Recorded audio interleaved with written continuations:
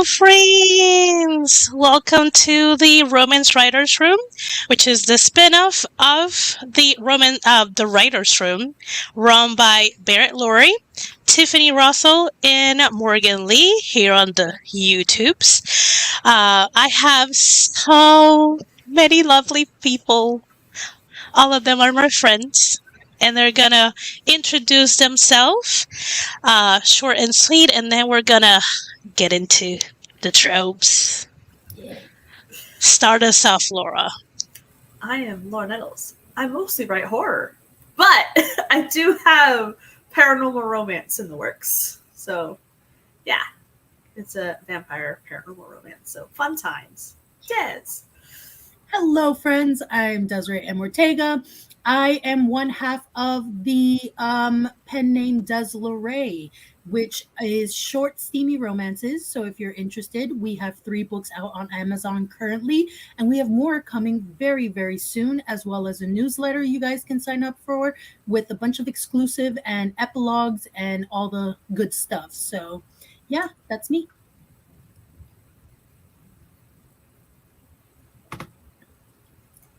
I am Dolores Sindel, and I write romance and also erotic romance, and I just like all the spicy things. And if you throw it in space, there's a plus extra points for that. Bonus multiplier. And I am Nita Vixen of Fiction all over the interwebs. You can catch me on Tuesday nights here on YouTube at 7:30 p.m. every night, or every Tuesday night. And on Twitch, you can catch me Monday, Wednesday, and Friday at the noonish hour. So if you want to come hang out and chat about things like this with some of my friends and you can do that. And you're around my channel. all over. Esther Maria Duhar. I am a Puerto Rican writer aspiring to be a hybrid author. I also the author of Marina the Vampire, which is a serialized paranormal slow burn enemies to lovers romance. This is like so many tropes. If you are catch up or about to, it has the hidden identity trope. Gotcha, friends. So if you're interested, check it out on Kindle Vella, Coffee, or Patreon. During the month of July, I'm streaming here at 8 p.m. on Fridays to do productivity sprints. And I do this lovely thing once a month. Sometimes we have panels, sometimes we're helping other romance writers. And we love. So, gotcha there. Not really. So, tropes. I'm going to start asking the panel and the chat, because I know we have a lot of writers in the chat. Everyone right now, I think, in chat is a writer. What are your favorite tropes to write? Anyone can start. I have a list right here, so I'm like going over my list. Vampire is a trope? Or is it a subgenre? Yeah. I don't know. That's a good question. But I would say my favorite tropes sometimes depend on the genre and subgenre, because there are some things that I'm like totally for when it's my vampires, but when it's my contemporary couple, I'm like, no, you guys don't get to do that. No blood play for you. Yeah. Yeah. So agree. An example is I'm okay with age gap when it's in the fantasy paranormal genre, but when it is contemporary, it's completely ick. And a further example is like I don't like the power imbalance trope, but I can deal with it if it's an office romance. Oh, Yeah. Okay. Yes. My contemporaries, I'm like, that age gap really needs to be 10 years or less with my heroine or my couple. The youngest one needs to be at like 20, at least 20 or 21. And the older they get, the more I can fudge with that age gap. Like if they're 60 and 72, the older they get, the less I care. because they've lived their whole life. They're, you know what I mean. By the time they're a certain age, it's like, who cares? But the younger they are, the more I'm like, that they still lead me to me. I don't know. My vampires, they can be my vampires or ghosts or aliens. Alien ages aren't the same necessarily as even my paranormal vampires. Like, they're in their 200s, but they're still only 2 years apart. So there you go. I don't know. But, I don't know. I had a real fun time writing the aphrodisiac scene. So, yeah. It was unintentional side effect of a transformation. So, that's even better. It's like, why is my brain doing this to me? What? Oh, dang. Spice is best. I mean, I love the sweet romance when I'm looking for it, but spice. I like me some spice. I think one of my favorites to write is fake dating. I love writing that. It's so much fun. It's so much fun to create the tension and the dynamic between these two people who are pretending to be together for XY reasons, but supposedly when they're alone, they're like, this is all fake, so whatever. We're not really, but they have feelings or their chemistry is building and all that fun stuff. And everyone else who sees it too. Yeah, yes, everyone else can see that. It's like, you guys are just like, you can't deny it. I love me some second chance romance. That's always fun to write. I like bringing back history from a moment in time from the past and then fast forward a lot of years and reunite them for whatever reason. And it's this whole will they, won't they dynamic situation. And there's so many I love to write and read, but I like to read more than the ones I probably would write. Those are probably the main two that, fake dating and second chance, I guess, are one of my favorites to write, I would say. Yeah. I would say one of my favorites. Go ahead, Esther. Yeah, go. No, go. I'd say one of my favorites to write is you don't know really who the person is. The surprise about you're dating someone and surprise they're a billionaire, or surprise she's the maid's daughter or something like that. Just, it was the prince. You don't know who the person is until after you start falling for them, and then it's like, oh no, I just fell for this person and look at who they are. I love that one. And as a sub trope that I like that it can fall under any is the, oh no, there's only one bed, whatever shall we do? I swear I love it. It gets me every time. Even if nothing happens to happen, just that moment where the two people who they like each other but they've been denying it, that moment where they see the one bed and you can just, the thoughts that run through their head where they're like, oh no. The secondhand embarrassment of it's it. like, what do we do? Whatever shall we do? I have written a two people, one sarcophagus in a museum scene before. That works. yeah, that's the elevate of the one bed trope, one coffin. Well, this was a sarcophagus, so she was hiding from the what do you call it? Like the janitor, the security guard. The night guard. Yeah, the night guard of the museum. So she hops in the sarcophagus. It isn't empty.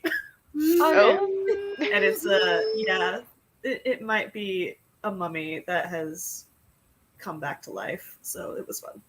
I was hoping that you were going to say that, and that it wasn't just another person. Not with Laura. Laura's going to take it there. I mean, there's a lot of unwrapping to do there. Yeah. I had to say it. Indeed. One of the favorite things I wrote was just the tender little moment of playing with someone's hair. Like, I wrote that scene, and I really like that little. Yeah, I'm enjoying writing opposite attracts and kind of like the two different.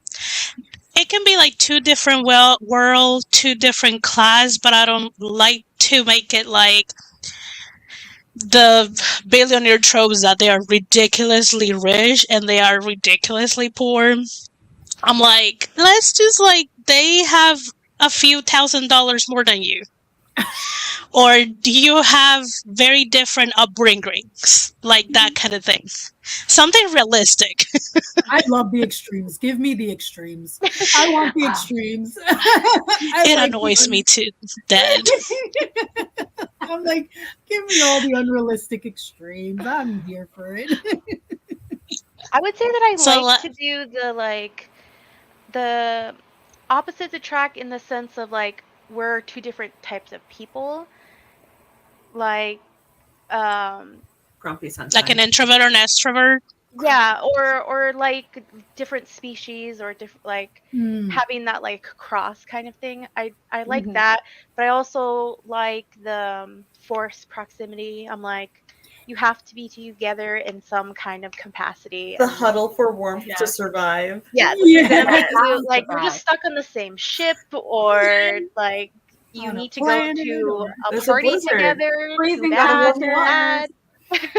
Yes, I love that. I love the freezing temperatures one. Yes. Yeah, Oh, no. like there's, especially when they Bobby have Morris. to, for some reason, they have to get their clothes off or at least their shirts off because Body it's heat. better skin Body to heat. skin. And I'm like, yes, let's Yeah. go.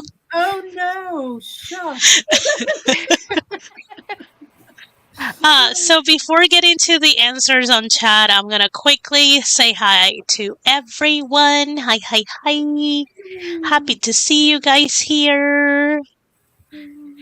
Des is like, ooh, new Oh, yeah. feature. Did you notice that we can? Yeah. but the guests don't normally can't chat in the stream. But when you're in Oh, your look at that's what stream, that is. it's Wow. gonna happen. This is gonna post double. Oh, interesting. So I mean, I always have the YouTube open on the side, but that's what is happening now. Interesting. Gotcha. Okay, so answers. Angel Faye likes to write friends to lovers and enemies to lovers. Fun.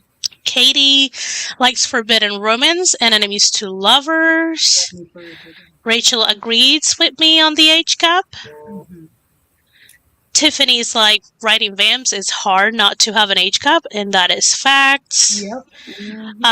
Rachel also saying that she is dipping her toes in writing the genre, so right now she doesn't have any like favorites to write. Okay. Also, hi Tiff. I know you're saying hi too, Rach, but hi. Nicole says, rivals, enemies to lovers, there's only one bed. Fated mates, oh yeah, soulmates. Love it. Soulmates has more heart, Mm. alongside with fake dating.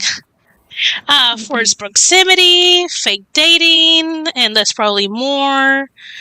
Rachel thinks maybe pining could be one of the things that she enjoys writing.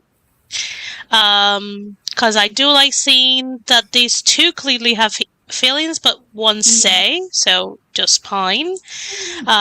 Joanne likes forced proximity, only one bed, or a kitchen in her book. Rivals to lovers, idiots to lovers. I have nowhere else to go. Pining, she falls first, but he falls harder. Nice. Hi again. There's only one coffee. Hello, Persephone. They like to write slow burns. Both of them want each other, but both are resisting for whatever reason. Yeah. I have such a hard time with slow burns. I don't know what all the questions are, but the slow burns are hard for me. So I have a tendency to let them get together a little and then rip them apart. Oh no, that's worse. Give him a taste. Give him a taste. Yeah. No, yeah. It is. Once I read a book called Confessions of a Smutty Romance Author, and the author in the book gets with an accountant. Like a real accountant or Well, you guys are not getting. I spent too much time on the internet. When there was a time you weren't able to advertise your OnlyFans account on social media. They use the word accountant. Oh, really? Oh. So and then the real accountants had to we are real accountants, and then the other people were like, we are wink accountants. Oh my god! Oh. I did not know about And that was the thing for a while. Wow. So I was like, a real one or a internet one? Wink account. Oh man! This is a real one. Okay, good. I realize how many tropes I only put in the fantasy. That's you never perfect. Know, Yeah, JC loves a second chance. That's fair. Mate, icky, the same way some people hate moist. I like to play with destiny. Together, not mate as in a mate. Like that's my buddy, my friend mate. Not that one. No, I love fantasy trope mates. Yeah. Paranormal trope mates. So I'm the kind of person who likes to play a lot with destiny and fate. I usually play it with in fantasy settings, but I also try to in contemporary because people do believe in fate and destiny. So I'm like, are we destined for someone or for many someones? Some people feel like we have more than one soulmate. Some are friends, some are family members, and some ended up being romantic relationships. So I'm like, I want to explore this. So I read a short story where it did a twist on the string of fate. So a red string of fate is fated lovers, and a black string of fate, one of you is destined to kill the other.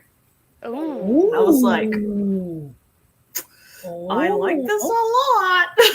What if you fall in love with the person you have a black string of fate with? I know Maybe it's a braided string then. Yeah. Well, it was weird because the black string of fate went to somebody's uterus, and he's like, "Oh dang, they're gonna give birth to who's gonna kill me!" Oh no. Interesting. Sylvester, how you doing? Oh no. Yeah. So I'm gonna use this one because I'm not gonna move all the books to get to the first one. So the Witchland series, this character is sold.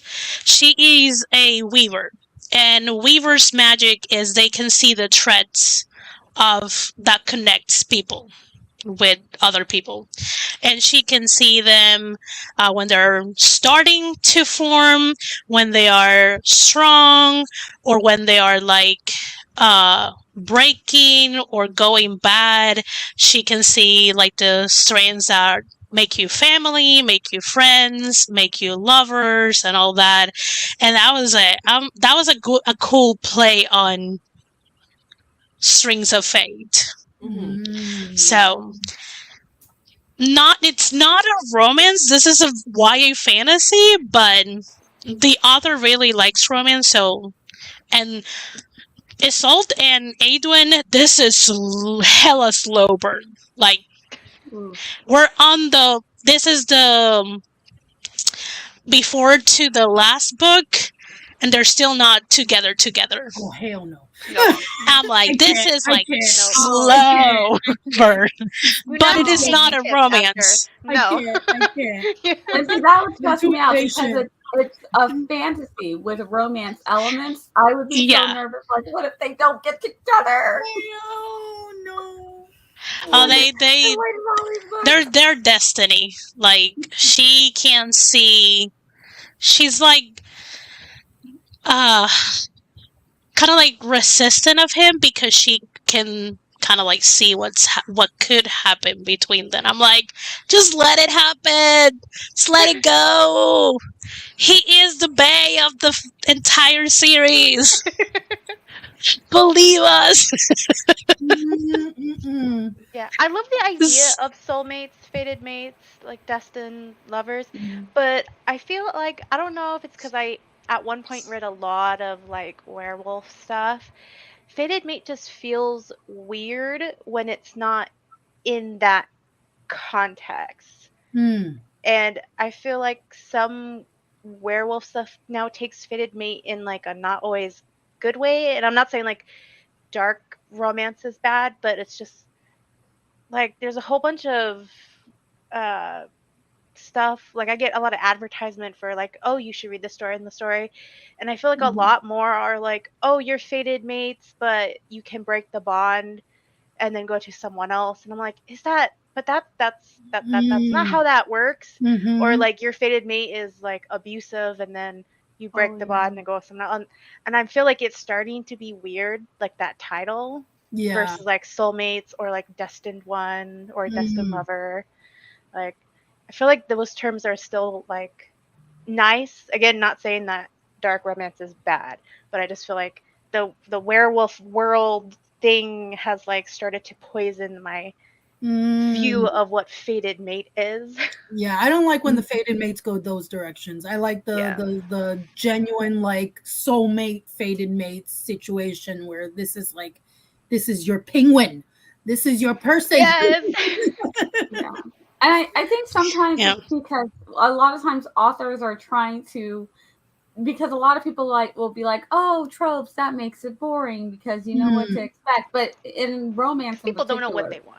Well, in a lot of genres, actually, there are things that we do expect as readers, and that I feel like that's okay. But I think that writers sometimes feel like, no, I've got to stretch the boundaries so that people don't think I'm boring or being just like everybody else. So they're trying to stretch it and do new things with it. And sometimes that'll really throw the reader off because of like, that's not fated if they end up going with other people. How is that? Subvert the expectations. You know, you changed it to something else. You know what I mean? And I'm like, it's okay to let it be something else. Come up with something new, like a multi-fated. Maybe you're multi-fated, and you know, like it's like a star or something. And so, depending on circumstances outside, whoever you're fated with might change, and maybe you favor one person, but fate is leaning towards another. You know, switch it up, make it something else. Don't like feel I'm like fine you have if to... like the mate dies and then you get bonded with a new person, like that's fine. Yeah. But when the whole point is like you have to run away from your original mate, or your original mate is like self-absorbed and hates you, so you break the bond and they send you off and now you're with someone else, or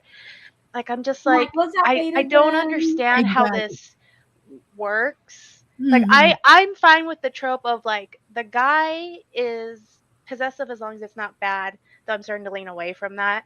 I liked that when I was younger, but like they could be possessive but still like be loving of you and then be like a dick to everybody else. Like I'm fine with that. Like he's like secretly kind and nice to you, but everyone else thinks they're like a monster or whatever. Like I'm fine with that. But that's not how I've been seeing things. Like these are like really horrible men, and I'm just like, they're mean to everybody, and they're mean to the love interest too. Why do I want you to be together? I kind of don't. You know, I tend to use the word protective. I don't mind male protagonists to be protective. Once they get into the possessive realm, I'm like, step back, dude. That like, she's an adult.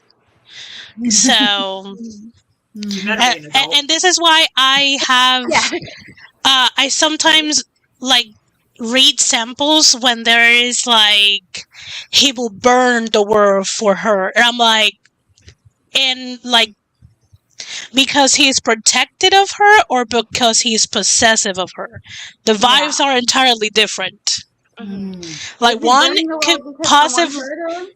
Or is he burning the world because another guy was talking to her? Like, yeah. Like, what's going on? Yeah. So I tend to see what's the vibe. Is his is he's protecting her or he's like owning her. I'm like, I feel like the protective male lead is starting to like grow slowly as people are realizing the like possessive lead may not actually be as great as we all thought at some point. Mm. And I feel like there's still not a lot of them in the, at least like the webtoon, like web novel, like apps and stuff like that. There's still not that much of them. mm-hmm. And there's no tags for them. It's all just possessive. At least not that I've Yeah. Yeah. And in like not like written prose novels, it's not in the dark romance, definitely. Everyone there is possessive. seen. They're and their mothers. And I think what I like the grumpy sunshine, he tends to be the protective vibe instead of the possessive vibe. Yeah. So whenever I Now. see the grumpy sunshine, I'm like, let me get a sample and see if you're really protective or you're just so grumpy that you're coming off like you're owning her. Yeah. Because sometimes the delivery is not there. Yeah. And I don't mind. I find I especially like it when it's just joking. Like, like you know how people in the story they know how they are, but then like either when it's time for the smexy time, then one will say something that might sound possessive, but you know they're only saying that in that context, or they start, or when they're joking around, and she's like, "Oh, get over yourself," you know what I mean? But you know that they're joking, so I think it's cute there. I feel like sexy time is different though, because people have that kink where it's like in everyday life, no.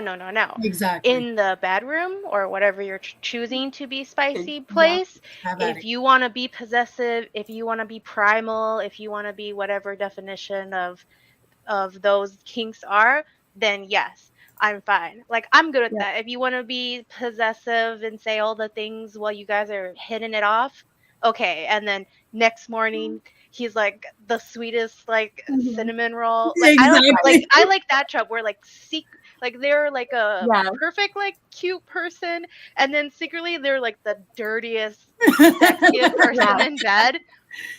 Yeah, I'm okay with give that. it to me. They're hugging puppies and bringing everybody coffee to the office. Exactly. And it's like, I know how you were last night. Yeah. Like, the doors are closed. Yes. Something else. So let's keep the vibes high. What are your favorite tropes to read? Oh God, so many. Oh, that's an endless.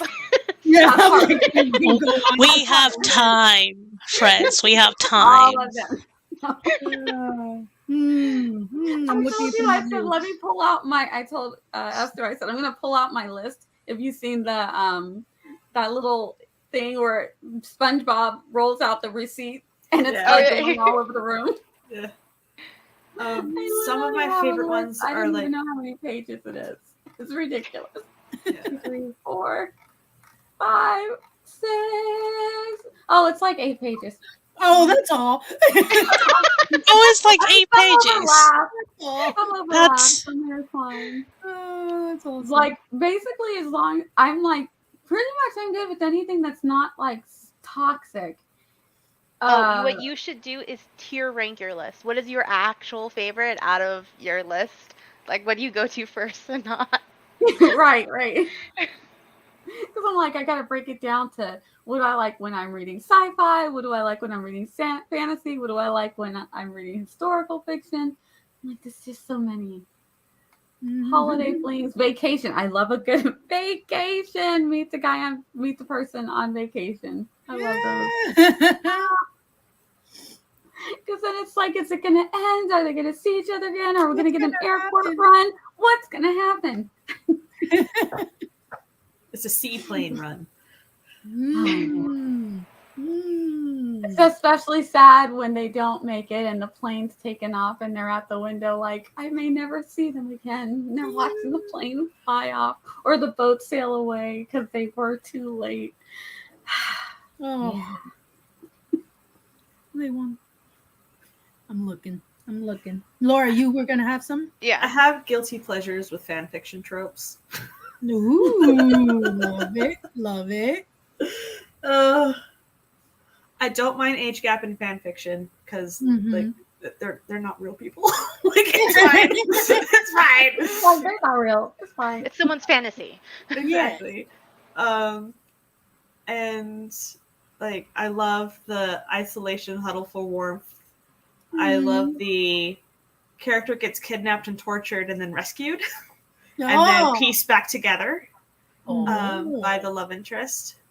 And then usually there's the bad guy comes back again for one last hurrah, and then the love interest like whoosh, and they overcome, and the bad guy is dead for real this time. So, I didn't even think of that as a trope with the tortured stuff. hurt comfort. Yeah, the hurt comfort is beautiful. I didn't even It's think I about think that. that's in a lot of mine. I'm And like, I guess literally write wrote a that lot. in my first book that I ever finished that I don't know if I'm going to publish, but I totally did. Yeah. You're like, oh, wait a second, familiar. Yeah. I love the kidnapped and tortured and rescued and put that together. The romantic suspense writer in me loves all that too. I'm like, Yeah. Well, the book was a dark love story. It wasn't actually romance, but it was a dark love story is what I was telling people when I was writing it. But I had that in there. The character can't be completely damseled when they're kidnapped and tortured. Like they have to be strategizing and trying to escape and having attempts that go awry.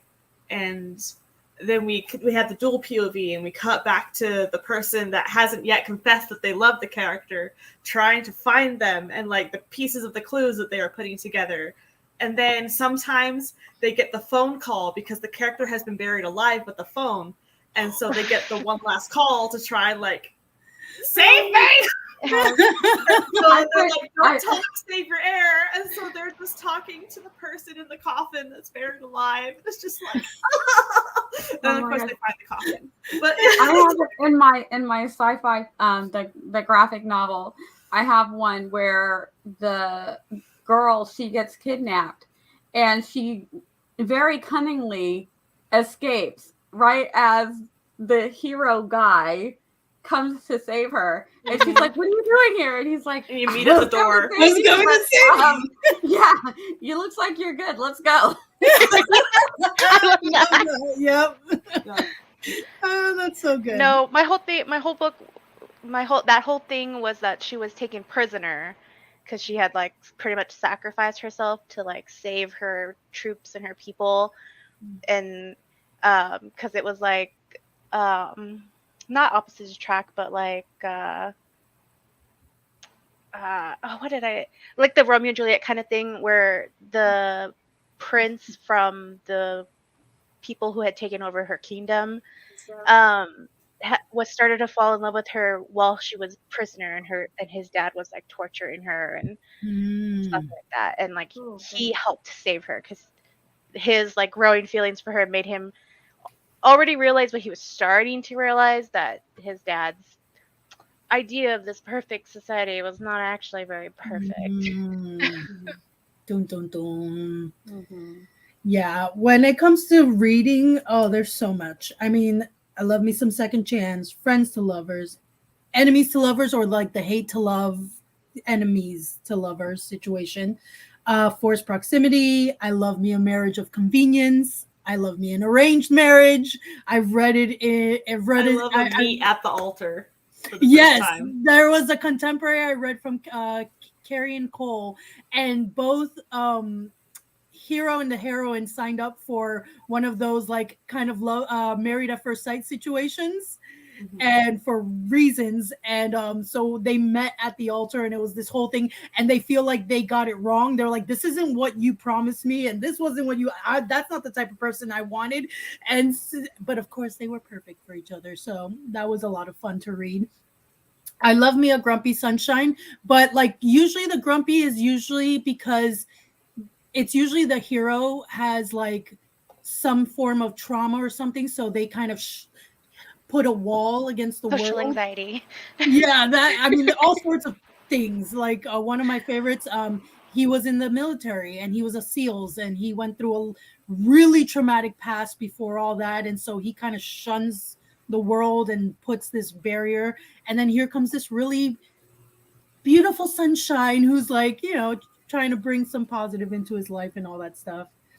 I do have a guilty pleasure with age gaps sometimes, so that's that. I will throw that in there sometimes.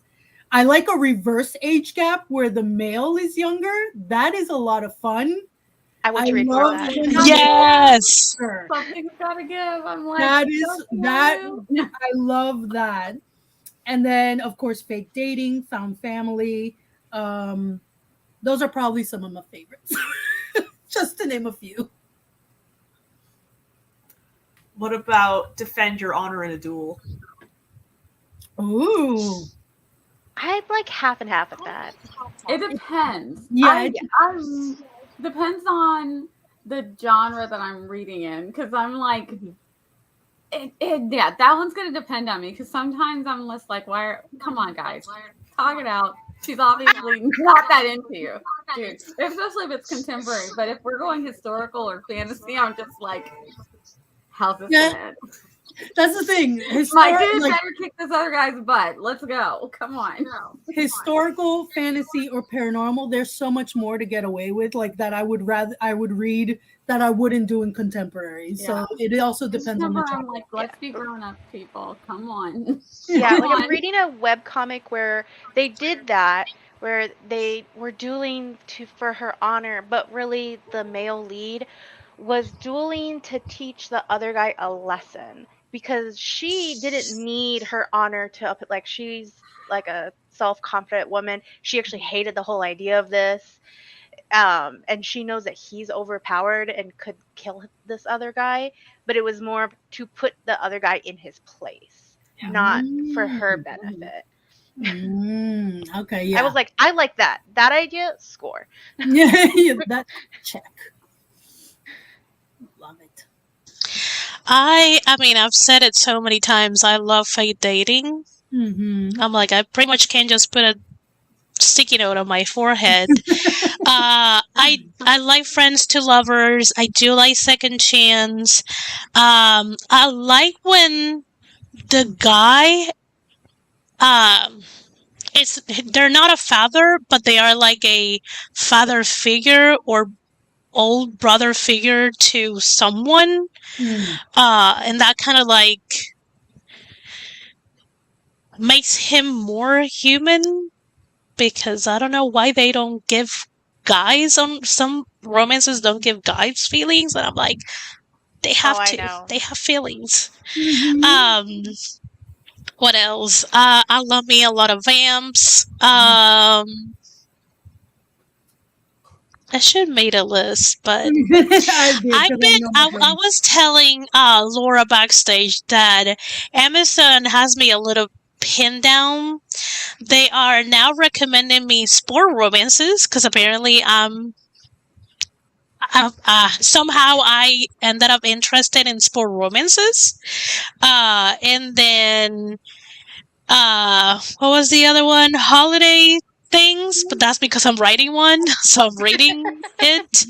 And it already realized that it should give me anything and everything that has fake dating.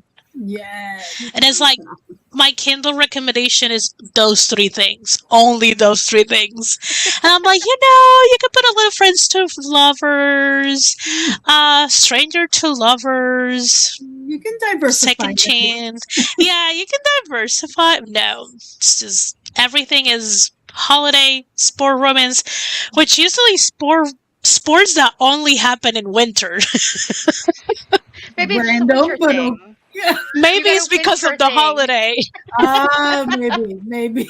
Oh, interesting. And then everything under the umbrella of fake dating. Yes. I'm like, okay, you got me there. Can I move spicy or no? Because I pretty much have everyone else's answer, but can I? I'm fine with. I mean, I don't think the only thing that I don't really read is erotica, because I'm like, I need me a little bit of plot. with it. Yeah. Mm-hmm. Well, in the sense of like hotter, spicier romances, Mm-hmm. because there are things in those that won't happen in usually regular romances, or like it happens in a like erotic romance or stuff. But like, so things that I like to read that's like spicier, heavier would be like weird penises, like, or if something else is being used from the person's body in sexual play, So like the like, alien romance stuff? Huh? Tentacles. Like alien yes, romance? tentacles, Okay. tails, Okay. like weirdly shaped penal things Mhm. Spurs, that are the you male thinking of the person Spurs? has. The Spurs See, from that's, Lizzie Dixon. I think the only quote unquote weird, because it is not. Your taste in your reading is your taste in your reading. I think the only thing I'm always like, not uncomfortable, but I'm like, mechanics is when tentacles happen. And I'm like, You got more than one hole. wait. I'm like, wait. Like, and then they don't have the mechanics right. I'm like, how many holes this lady has? I mean, Oh, Esther, don't read hentai then. oh god, No, I don't. I don't because of Don't that. go. They Be just, careful if you ever step into there then, because hentai logic is not logic. it's strange. So that's why probably I don't read monster romances. I mean, technically, vampires is kind of like a little bit monstrous, Mhm. No, but I don't count that as that, because we have changed the identity of like what a vampire is. If you're Yeah. doing like a primal vampire, like OG vampires, maybe, but how we identify vampires now, I would not label that monster as romance. monster, yeah, I And I wouldn't feel like label either. I had read a discussion from some other author that was also talking about that, where people were like describing what is monster romance, and someone had mentioned vampires, and they were like, no, that it doesn't fit anymore into that genre, because it's very much its own genre, or like paranormal romance situation, versus like krakens or gargoyles or sphinxes Ogres and orcs. Orcs or and things like that. yeah, or like centaurs. Like those can be like monster romance, and usually I feel like monster romance also has that idea of they're not necessarily conventionally attractive, and it's Yeah. very much more of you fall in love with the person inside eventually, versus the outside shell of the monster. Yeah. Very much I like feel- Beauty and the Beast kind of Yeah. is. I feel like, and for me, I would separate out a little bit further fae creatures versus monsters, because a lot of people see fae creatures as actually beautiful. So centaurs, to me, I think, are, like whenever they're depicted on anything, they're usually very good looking guy being a centaur. You know what I Yeah. mean? So, and same thing with mermaids and mermen. They're usually very good looking. Even Siren, who had mermaids, and they were kind of like monstrous mermaids, they were still very beautiful. You know what I mean? So for That's me, I separate it out a little bit further. That's a with the tricky fae thing, because creatures. I've seen people make dragons very attractive, Yeah. which would fall under you. But I've also They've become seen more dragons be very monstrous creatures, Mhm. and they're not physically attractive.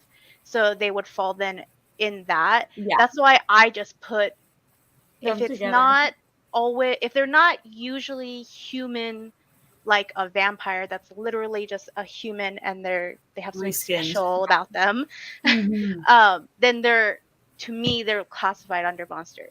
Whether they can start being attractive or not, or if they're a shapeshifter or whatever, but they're like a monster-esque tendency.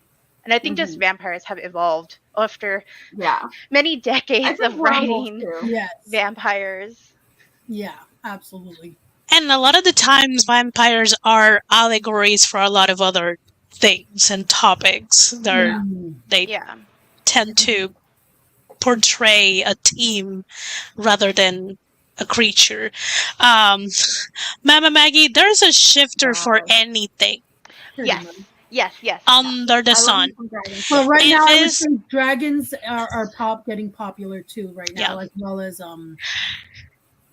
Kind of like finally. I mean, I'm down with Yeah, I dragon wanna see shifters. Oh yeah, Ruby Dixon has written some really good dragon shifters. I've read some, so I'm like, I like her worlds. Yep. Yeah, let me go through all the things that I starred.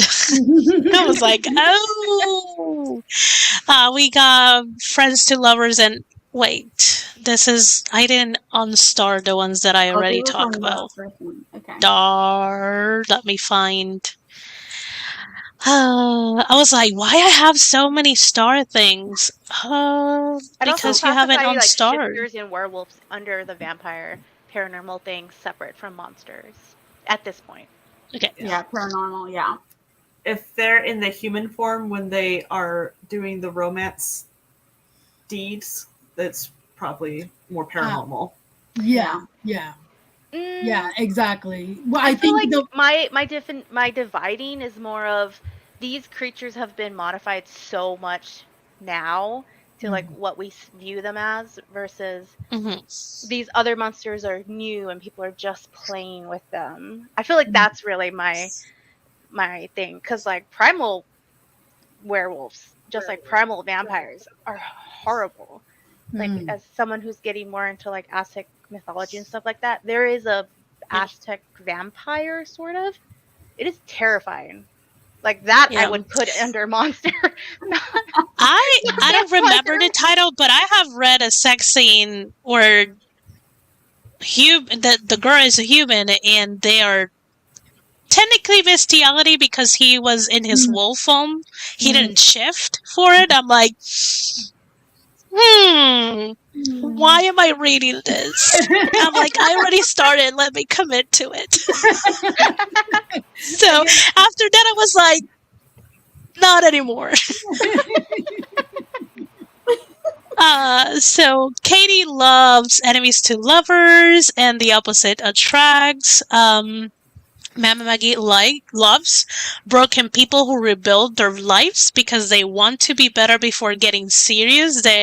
I need to fix me before I can be part of us team needs to be a trope. It is. It's just not a lot of people write it, honestly.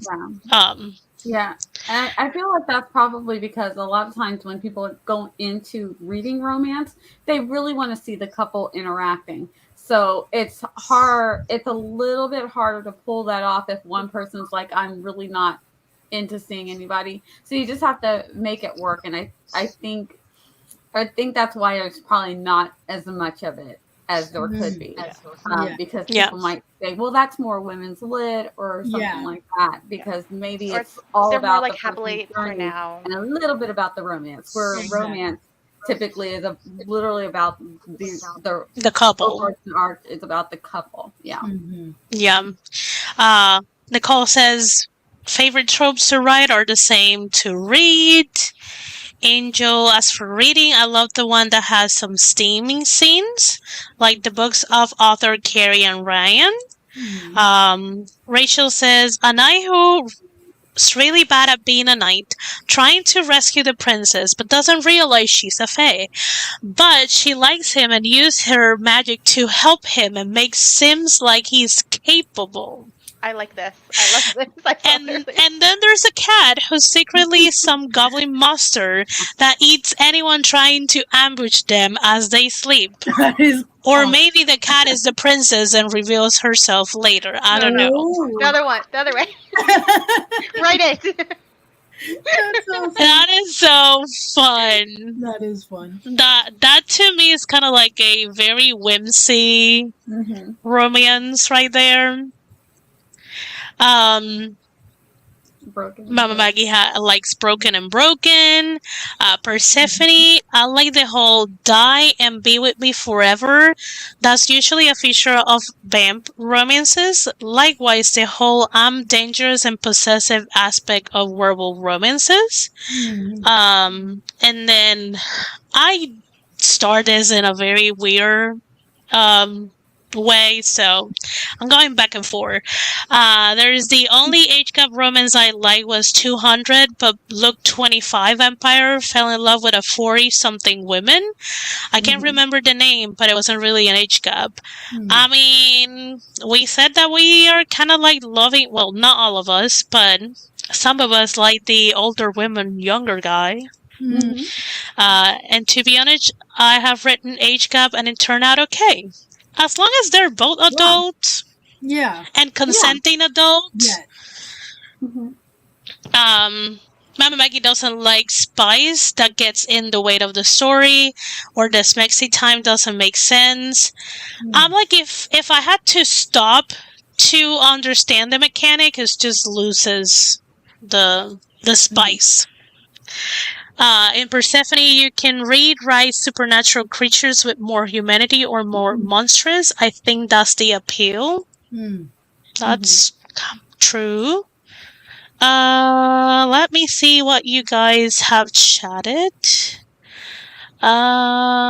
Yes, hentai, don't even Google it. Please don't. I mean, if you want to traumatize yourself, go ahead. Who am I to tell you not to do something? There's just Or no plot. intrigue Don't go yourself. into it for I plot.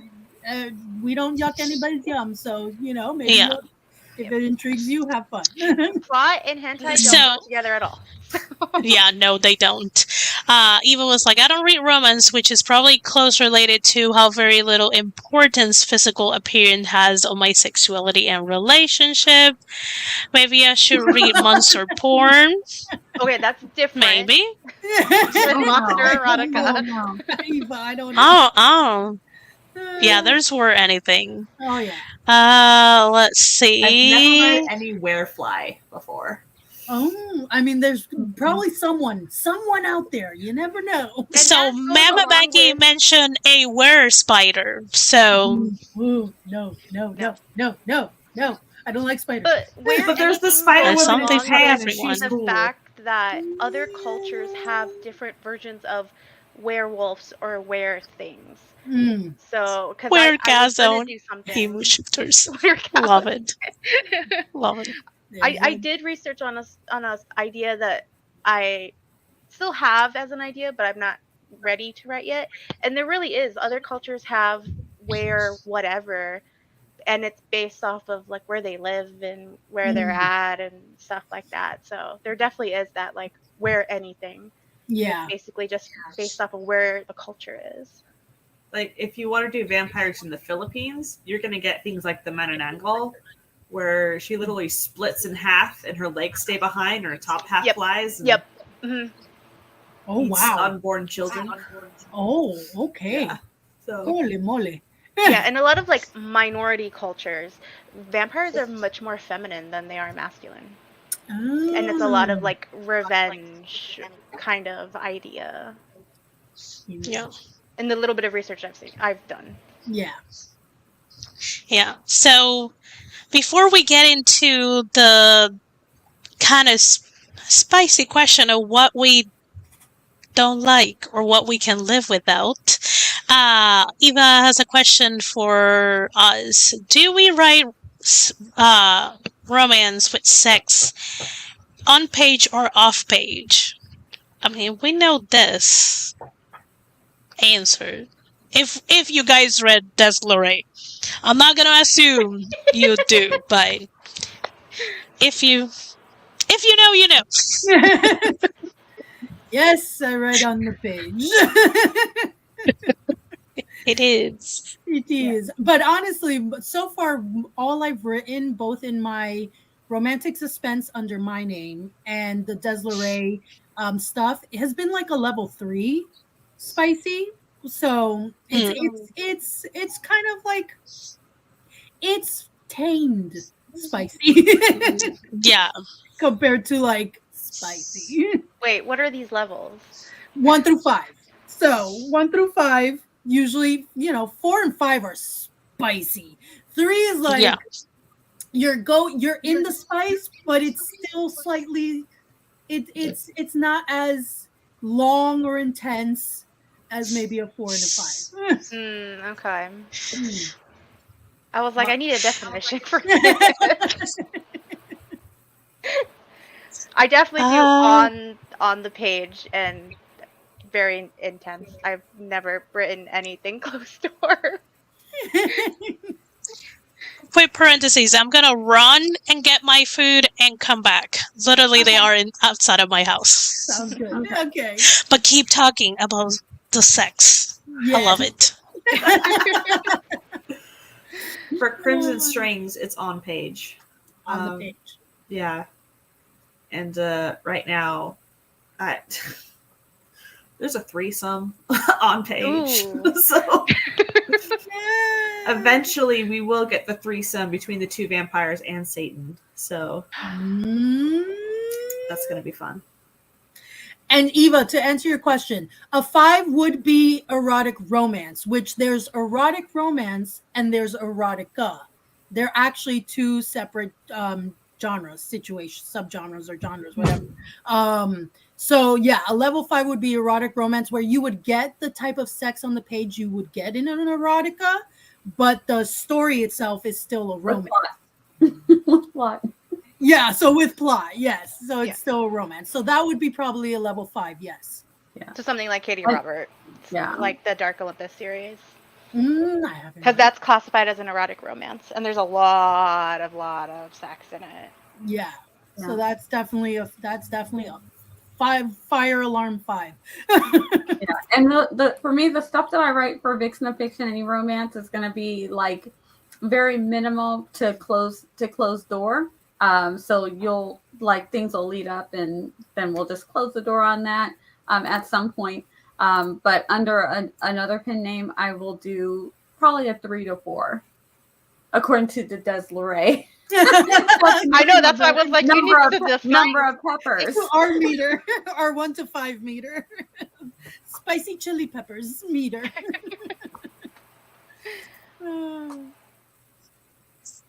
You said yours, Laura? Yes. It's on page. There's threesomes. There's blood drinking. There's stuff going on. What's a 5? Level 5. I guess. We love it all. We love it all. Like, I like the definition of further up. It's also like the prolonged. Like how long? How many pages are we doing this thing for? Yeah. Like 2 chapters long. I have read that. I have read it. Yeah. That's probably 5. That's probably up there in the 5. Right? Usually lower, because I've read lower. I just write higher. Yeah. Usually if it's like a closed door or like it's an emotional love scene, it's not that long. From what I've read, at least. I feel like it's usually not a prolonged amount of pages versus like an actual sex scene is like much more prolonged. And especially nowadays as people are writing consent in and like being more appropriate, I feel like it prolongs the chapters more because you're putting consent in and there's more build up, realistic-esque sex scenes where like you're prepping people and things like that. So and to answer Persephone, I think sex on the page has evolved because people are becoming more open to it. So in the past, level 4 and 5 probably only considered BDSM, bondage, toys, multiple partners, but now people are writing level 5s with an emotional couple that is just them two. There's no crazy kinks. There could be, but there's a lot now that's being written that it's a level 5, just a very prolonged, detailed view of their intimacy kind of a deal. Yeah. So it's not anymore classified 4 and 5 that has to be like the kink and multiple partners and that range. Now people are becoming more open to reading more sex on the page. So we get a lot more variety than just going the dark route. Yeah. I mean, hate to, because some people don't like her, but I hate to use Kitty Robber again. With her Dark Olympus series, it is erotic romance, and I would say all of the ones that I've read well, I guess I'm up to date, but like all the ones that I've read so far, they're all, I would say, 5 in your level of thing, but Mm. not every book has kink in it. I think only Mhm. like 2 of them have kink in it. Yeah. Like real, like it's very up in your face kink. Yeah. So yeah, it's more of how we've evolved, I feel like, in what we view sex and how we express it, how we're more open with it. Because, like I said, like a lot of books are writing in consent and saying, you Mm. know, Yes. well, when society is pressuring, not pressuring, but pushing the fact that yes, consent can be sexy. You can write this. You're not stopping the situation to ask. Like, no, you're adding it into the play and the Mhm. question, and Yes. it's actual consent, not I look in your eyes and I can tell that you say yes. Like, no. That was like Mhm. baby consent trying to filter into romance a few years ago. Mhm. Now it's very much like It has to be people in the vocal. yeah, like in the middle asking, are you okay with this, babe, or something. Mhm. But it doesn't break the moment, it just builds the moment. Yeah, Mhm. I agree.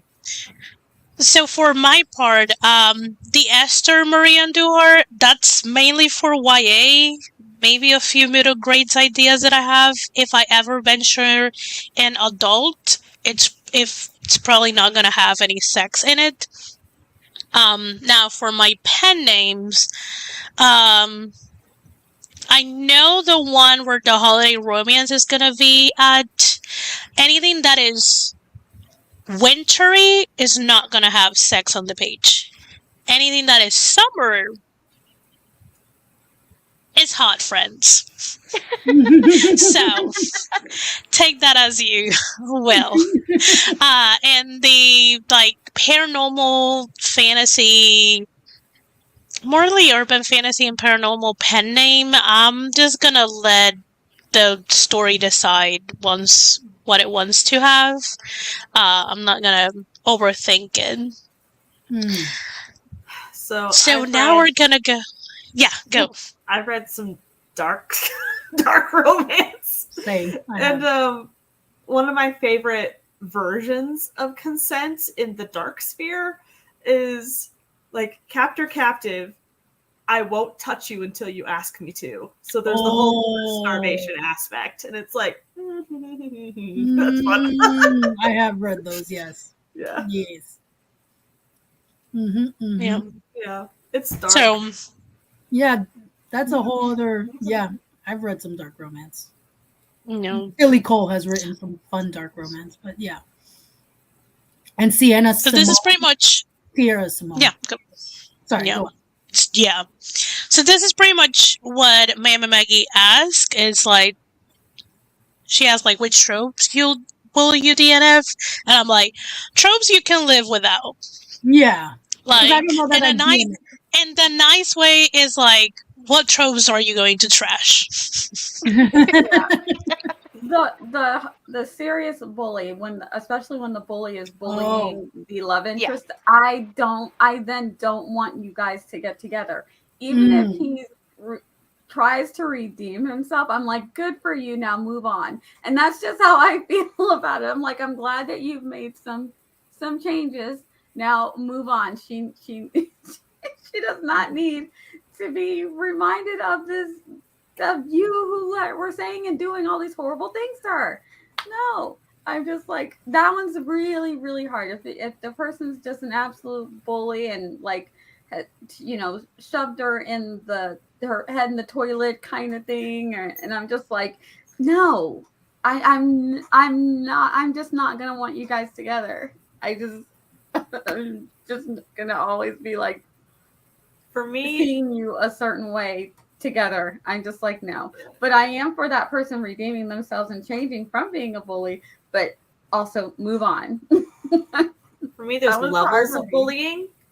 Like if it's a Mr. Darcy who is still like trash talking you, but I still love Mr. Darcy. That doesn't feel like bullying. That's just like, I guess bullying, like what kids do to people in bullying and abuse. Like when it's physical, I'm just like, Oh gosh. You Yeah. know, someone who was raised a certain way and to think a certain way. I feel like that's what is that? Yeah, I guess levels of bullying. We'll call it that. Because I'm like, I didn't see that as bullying. I just saw he was a jerk. Well, like, yeah, they "This person consider has Pride and masters." Prejudice. Pride and Prejudice is considered enemies to lovers. Yeah, I would Technically. go with that. Yeah. Yeah. And he was a jerk. He was an absolute jerk. And for the longest time, I was just like, when she tells him off, and he's like, you're the last person I would endure myself to marry ever. I'm like, yes, you go, girl. And now it's on, the onus is on him to prove otherwise. And then, of course, she finds out about how the things that he did to help his sister and all that, her sister and all that good stuff. And I'm like, okay, Mr. Darcy, you did good. But he didn't physically harm her. Yeah. Yeah. Physical, that definitely, I'm like, that for me draws a line for sure. Yeah. I'm like, I don't understand. Yeah. But that's I agree with Nia. I'm like, no, we're not into traumatizing the people we love. Yeah. I don't like bully romance. What else? I see the appeal of it, but I can live without the ex-convict and like a girl who barely has any life experience. Because I'm like, there's some power imbalance in that relationship, because she's like freshly out in the world. She's like barely 19 or 20. He's like anything between 25 to 35 and has 15 pages of felonies and things, and he's being persecuted, and she's like has to go with him, and I just like how boring can your life be that you want to live on the run with someone no one can trust? So that's like, I can see the appeal for people who like to read it, but I can live without it. Incest. Oh Yes. god. Yeah. That's Yeah, there's a whole book series. We're not gonna call out names, but just the idea that maybe they were siblings and that the writer was playing around with the idea that I was like, yeah, no, I'm not gonna read. Yeah. Everything about it sounds like a really YA cool, story. except for that, I'm like, once I think they're siblings, I'm like, I'm never gonna want them together. I'm sorry, you messed it up. It's gonna be so hard. Now, if they're not really siblings, like people who grow up together, and they're like, "Oh, he's like a sister to me," I'm like, "Is he really though? You know, are they really like a sibling to you, or are you really crushing on them?" That's a little bit different. But actual incest or playing around with, they actually believe they're siblings. Yeah. No. Like blood siblings. Yeah, no. Yeah. No. I would say I don't really like the power dynamic when it's like boss employee or like ruler and, you know, servant or like someone underneath them, which is why I was slightly worried when I read the Desiree free books, when I was like, oh no, I'm like, but I'm gonna read it, I'm just gonna see, because and then when she got fired, I was like, okay, I can enjoy the rest of the story. Yeah. And it was early on. On. Like, but I don't necessarily like that, or like the virgin trope, in the sense of she's, you know, 20 or whatever and doesn't know anything, but it takes place in like a modern setting. I'm like, girl, I was sheltered, but I knew shit. Like, no, this is not realistic. I don't like this. Like, I hate when the virgin gets shamed. shamed. Yes. Mm. Yeah. Where the only like tiniest caveat I can have to that is when the partner is willing to show and teach, but not necessarily through physical, like giving them time to express.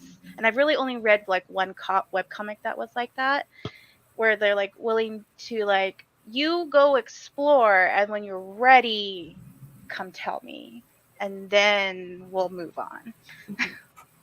Mm-hmm. And then, not that I would DNF it or like 100% live without, but I don't love the like friends to lovers. Okay. Mostly because I had a lot of male friends, and I don't know how many times, including my own mom, who was like, "Oh, it'd be so cute if you get together." I'm like, but they're like my friends. Or like I had like a really like close male friend. My mom was like certain we'd get together, but we were like brother and sister. Like no, and I'm just like, you can be friends with the opposite sex, and they don't have to be gay or some version in the LGBTQ plus spectrum, because he's not. He's straight as straight. But we never, like, we tried to date to like test everyone's theory, and it was gross. We lasted a day, or not even a day, a school day. We lasted a school day, and we're like, nope, we're over this. Like, because this of is that, why I don't made love it. this is why I made the decision that what I'm trying to say, the distinction that I like friends to lover, not best friends to lovers. Because I have plenty male friends who I'm like, I can date you. Yeah. You're a nice enough guy to date. But once you're the best friend circle, I'm like, you're a sibling. Yeah. And dare you to look at me differently, I'm gonna like smack you. Well, see, for me, it's the opposite, because I grew up seeing it always happen, and it even happened to me, that best friends that are of opposite sex, someone, one or the other, falls for the other person. It always happened.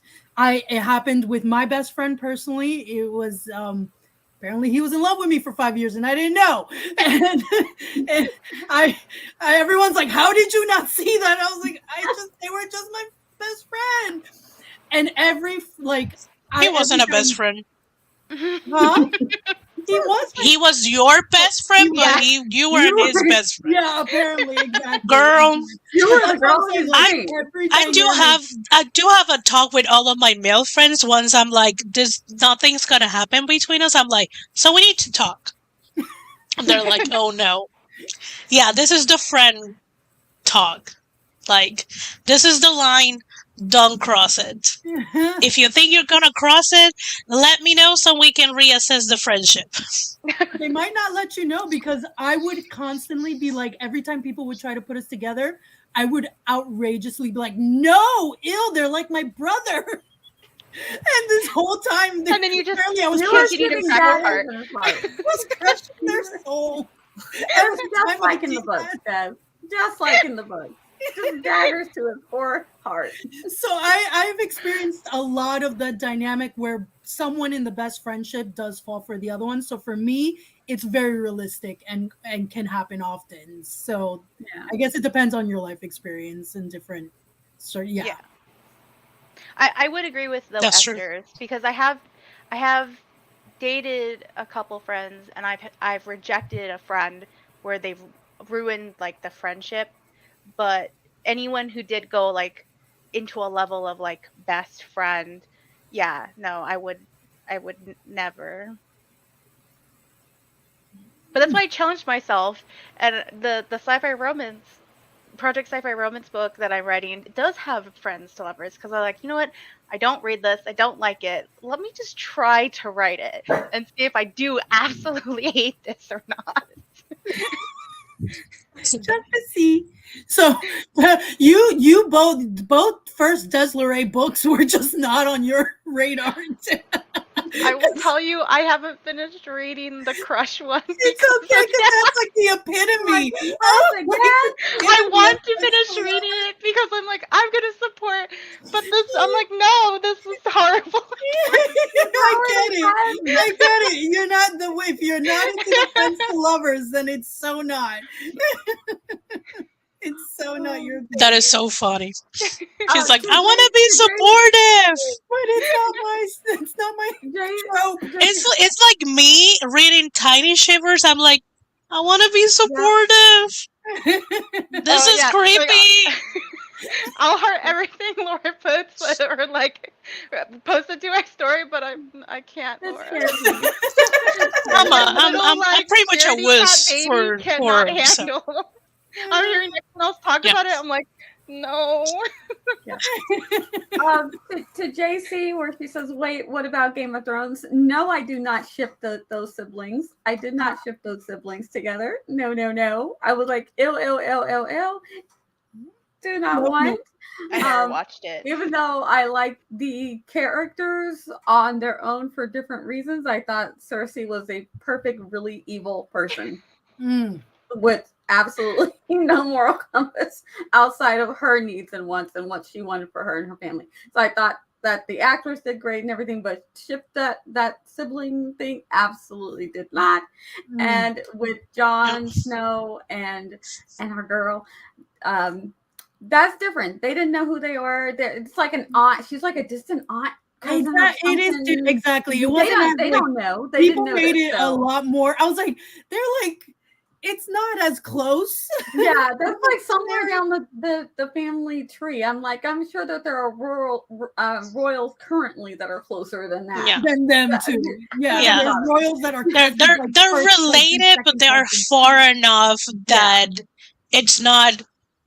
It's like you can tilt your head at it, but it's not gross. But Cersei and Jaime were like, burn that. Burn it. Burn it. No. Yeah. Trauma. Also, Game of Thrones not a romance. No, it's not. Also, not. It's not a romance. So let me go through some of the answers, and I start a couple of questions that are interesting. They're not related to tropes, but they're interesting. Because Eva's answering one of the questions that Mama Maggie asked. Age gap with an under 30 and over 40, unreadable love interested, incest and non-consent situation, which is just the same topic we were talking about. Katie doesn't like bully romance and grumpy sunshine, which, I mean, I don't love grumpy sunshine, but still. Kidding. I like conditions on grumpy sunshine. Yeah. So do I.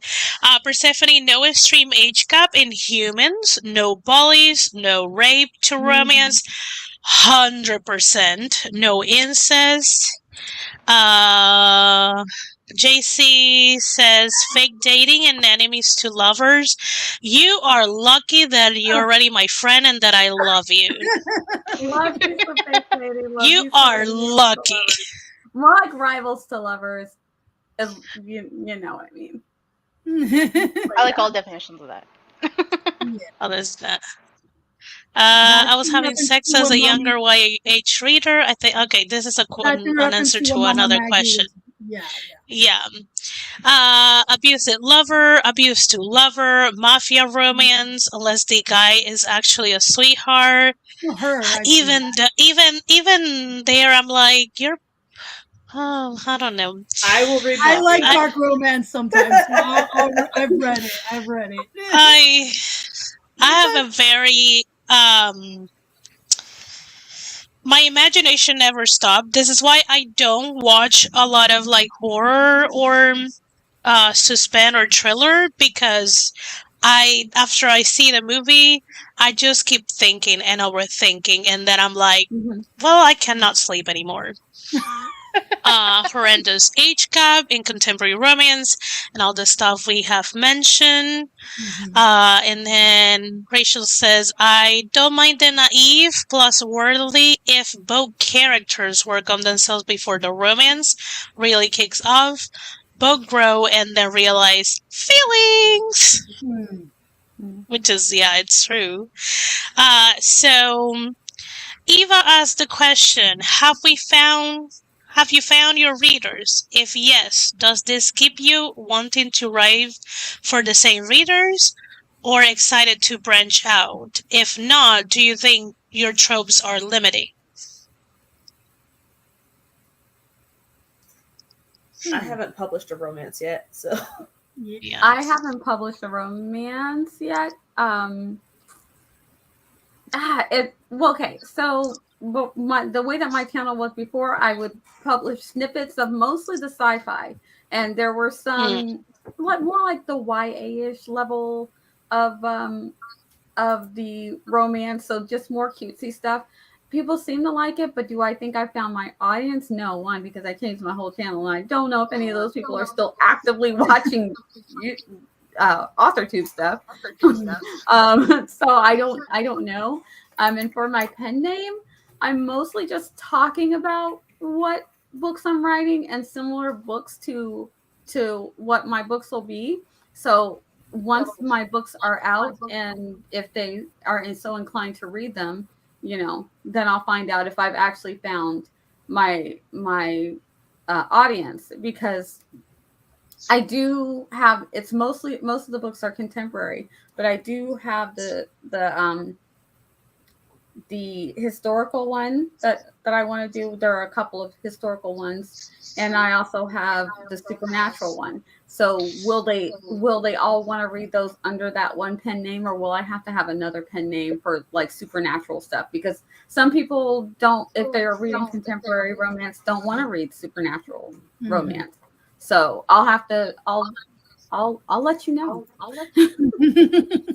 Yeah, with Desleray, we just started 3 weeks ago releasing, so we're still in the process of finding our readers. We have a growing newsletter of potential readers, so that's part is exciting. I don't think that our tropes are limiting because there are so many to play with. There's so many to play with in the romance genre that if anything, and the beauty of it is that you can even play with the same trope multiple times, and you can mix tropes and add tropes, multiple tropes, and layer them on top of each other. So for me, I don't think that the tropes in romance are limiting at all. I feel like and it can be a really good guideline, especially when you don't know what to write next, to kind of play with the idea of throwing out some tropes and seeing what sticks, and then just reverse a trope. And reverse a trope can be fun. Like the age gap reversal. I like the reversal age gap one is fun when the male is younger than the female. So there's stuff to play with there for me. Yeah, Go. I haven't published yet either, but I definitely been diving more into the romance world with writers and stuff, because I've met some specifically like Latin authors. There's definitely more. I definitely am aware that there is want for very mixed thing, like stuff that's infused with Latin stuff, which is what I've started to shift to writing more unplanned, but started to shift more into that. So I definitely think I would be able to find an audience for what I'm starting to shift for, because some things I haven't announced, or just barely only announced on like my Ko-fi stuff to members. So I definitely feel like that. The only time I feel like tropes are limiting is when I say that there's a trope, because I don't think tropes are limiting in general, but when you have to tell someone your main trope, but then all your other tropes, because there's never just one trope in a romance book. There's usually like multiple tropes. True. But you can't like list everything all the time. And it's like, but I want to tell everyone. There's actually like 50 different tropes in this one book. Yeah, but you have to choose like Yeah, the I have to choose the main. main one, Yeah, Yeah. look or the like main 2. one. That's the only Mhm. time I think it's like limiting, and that's more of just how do I describe it, not necessarily the tropes themselves. Yeah.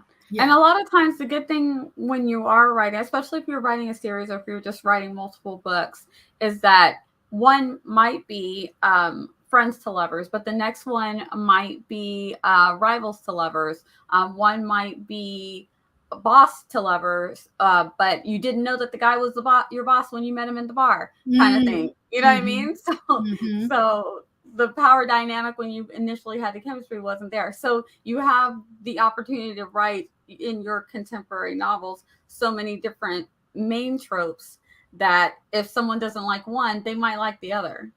You know, and then if they like the other and they like your writing style, then they might give maybe some of the tropes that they normally wouldn't read. They might give them a chance because then they'll be like, oh, I really like the way she did this enemies to lover, and maybe the whole boss to lovers type dynamics not mine, but I liked what they did here, so let me see if I like what they did there. Yeah. So Yeah, Crimson, I don't think. Go ahead, Laura. Crimson Strings is going to be a trilogy. So over time, the tropes are going to shift. So it's going to start off as people who were acquaintances as children, but then there's this whole subterfuge of I need to get close to you so I can save my mother going on. But eventually that's going to shift to like working together to do the whole thing. Maybe throw in a fake dating to try and hoodwink Satan, and that backfires. But like, there's going to be new tropes thrown into the mix as the story progresses, and their dynamic is going to change as they get closer and stuff through the trilogy. That makes sense. Yep. Yeah. What I was going to say is, I don't think tropes are limiting. I think the vibe of your writing might be limiting. Like if you're only writing small town romance, like you can have a gazillion type of tropes there. But if you want to write a big city kind of vibe book, not everyone that reads your small town romance will be interested in it. Or if you want to switch to abroad romance, people who meet each other and follow each other abroad, I think Isolations, settings. snowed in a cabin together. Yeah, I think settings and the voice, if it's something that you don't truly love to play in that sandbox over and over and over and over again, that could be very limited, but I don't think tropes are limited. Because there's a gazillion tropes that we haven't even mentioned. Oh yeah. Yeah, and in the same vein as like Laura was saying, reversing tropes, because again, I like to shout out all my friends. April K is currently writing, which she got the name for me because I was beta reading her first, and now I'm beta reading her. I think it's like 5th draft, where she's writing a contemporary cozy werewolf story. Where they're literally just werewolves living their lives in a small city. There's definitely spice in the book, but you don't. Shifter romances are not like that, like normally, right? They're like intense and crazy and all this stuff. But it's nice to see like a trope evolve. And I think that's like our next step for like a lot of people being bored with tropes. It's still a werewolf trope, small town trope, but we're taking it to the next level, merging them together, like hers specifically. And I think that would be a great way to like evolve tropes in the future, is like take two things that you wouldn't normally put together, but they do work still together because the tropes still exist. I like that concept. A little cozy werewolf. Yeah. Also, real quickly, What Dreams May Come, is that a romance or a love story? I have not heard or read this book, Oh so my I don't god, know. it's Robin Williams and really it's one of my mom's favorite movies, but it's definitely a love story. It's not a romance. It's a tragic love story, honestly. Oh, And it's one of those. yeah, it deals a Yeah. lot with it's about trigger warning suicide and so it's very very sad and Robin Williams breaks your heart in it. It's so beautiful at the same time. It's a very interesting movie and take on like the afterlife and all that stuff. Oh, I know what you're talking about. Yeah, Yes, that is not a not a romance. romance. It's not a No. romance. But it's still beautiful. It's a beautiful story and very tragic and very heartstring pulling, but it's You not a need romance. tissues. You do need tissues, yes. Yeah. And then Mama Maggie asks, trigger warnings, yay or nay? How do you feel about forgetting trigger warnings? Also, Eva did answer, I think content warning makes sense and exists in other forms of entertainment. I don't personally like to know much of the book before diving in. But yeah, Some I think people there's no problem with having trigger warnings. Like, some people will I list say the trigger yay. warnings on a page in the back, so you Yeah. can look it up if you want without being spoiled of what's coming up. But if Mm. you are wanting to double check before you dive in, it's there. Yeah. That's actually good. Yeah, I agree. I like that. Yeah.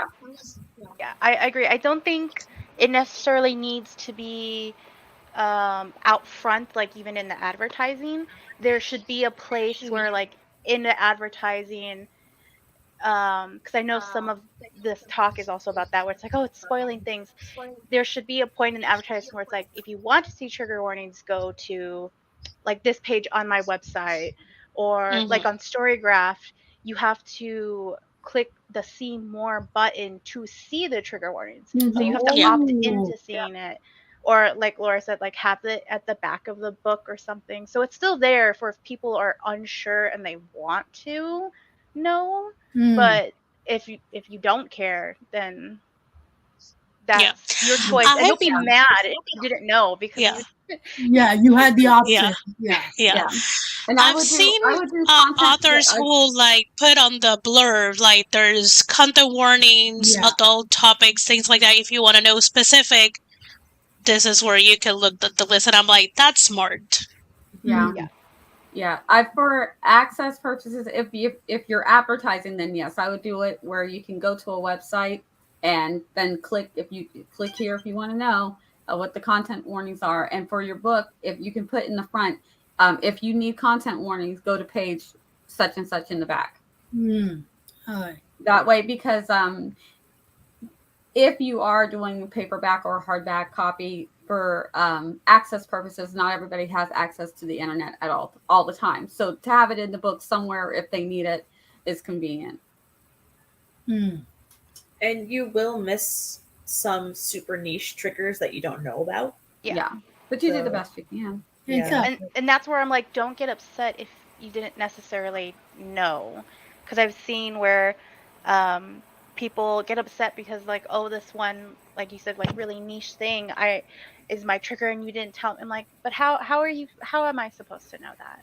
Yeah. Like, they're in TV and movie, trigger warnings are very general. So There's smoking in here. Yeah, Yeah. just that's it. Smoking, nudity, it's got a rating. Boom. There Yeah. you go. that's where I've always said I feel like we need to have a general idea of, like, as like not even just romance, like the book world in general. If we are going to go forward with content warnings are important and they need to be in books or like advertisement, we need to get together kind of like the TV and the movies and decide What are general trigger warnings are okay to put, so that we can put those. If you choose to be extra and put extra trigger warnings in your book or on a website or something, then that's fine. But there definitely needs to be a like general consistency of there's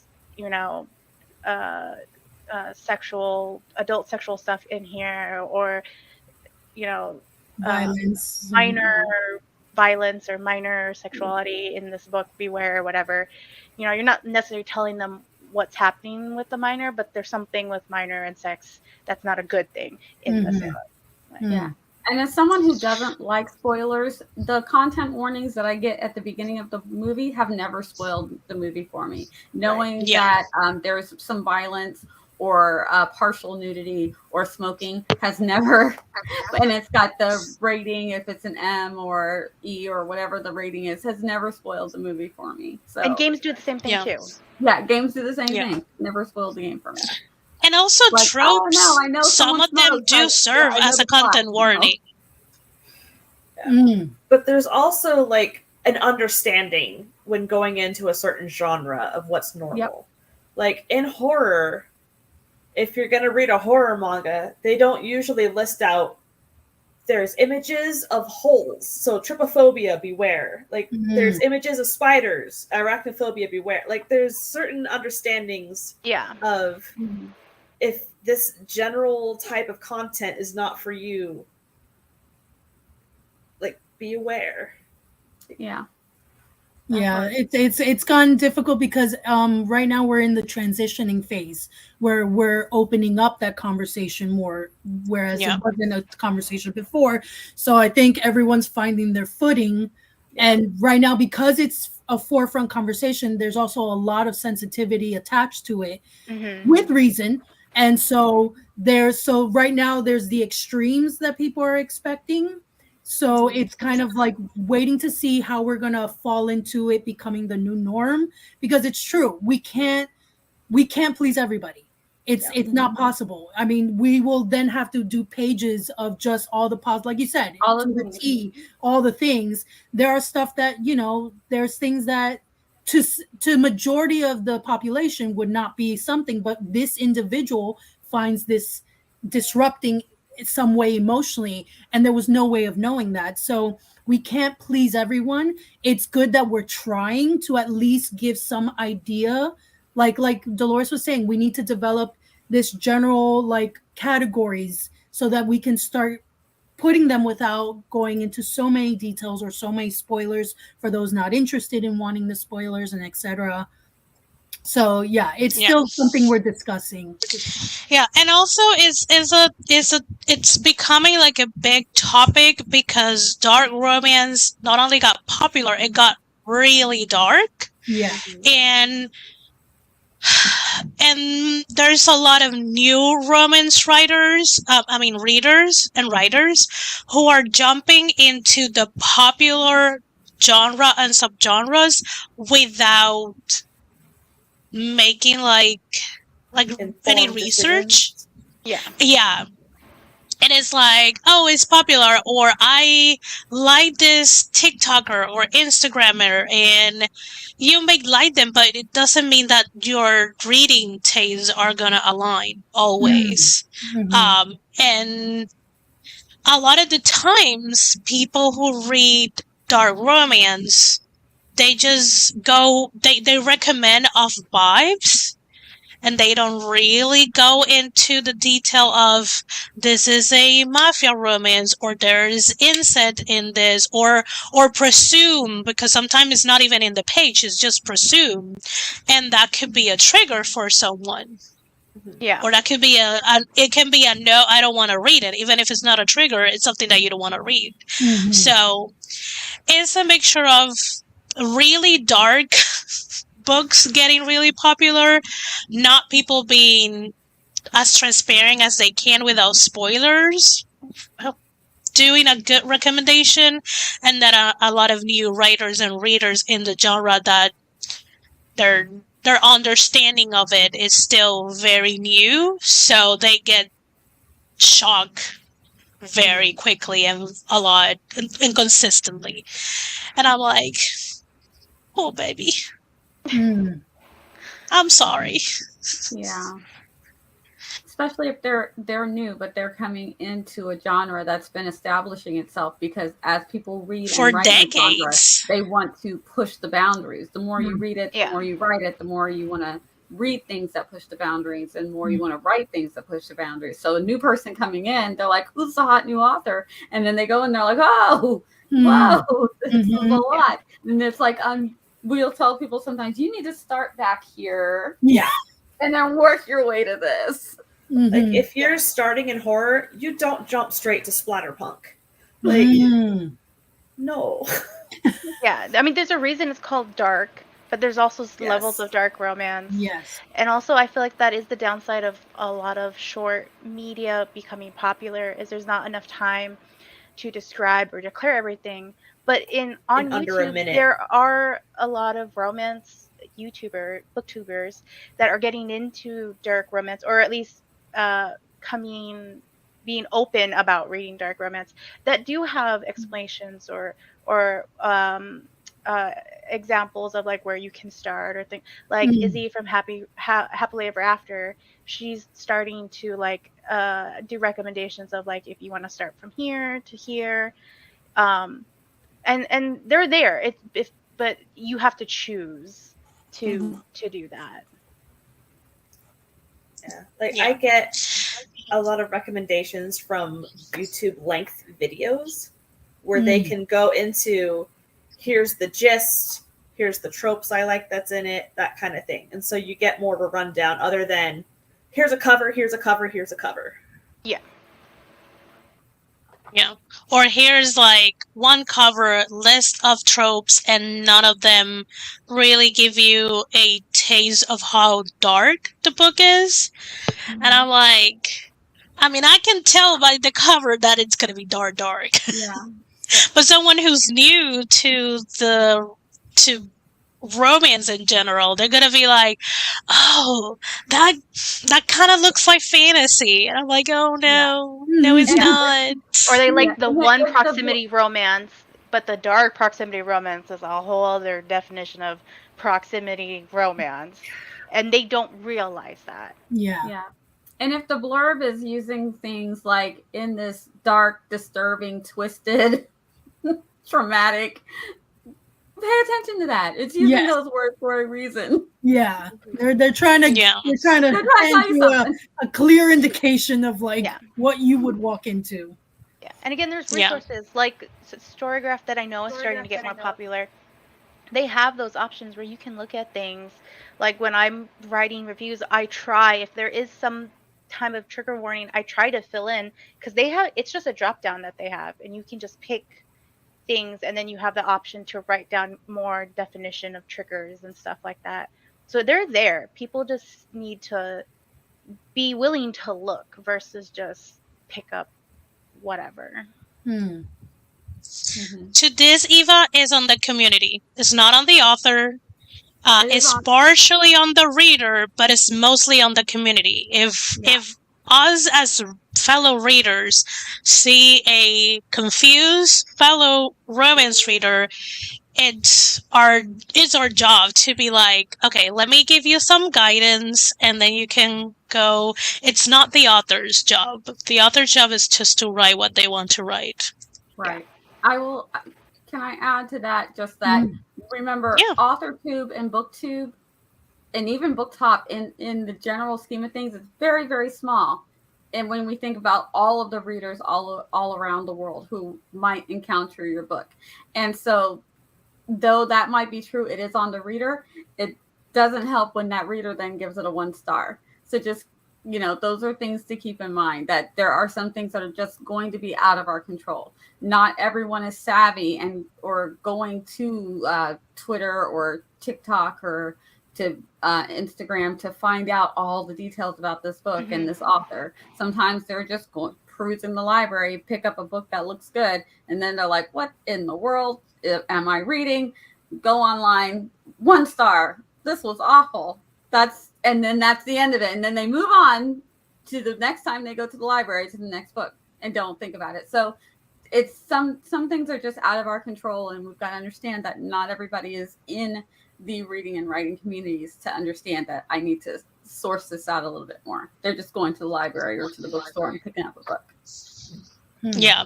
And also, everyone in the audience, we've been reading the comments. You guys have been great. The conversation is awesome. But I'm gonna really back to trope because that's what the live is for.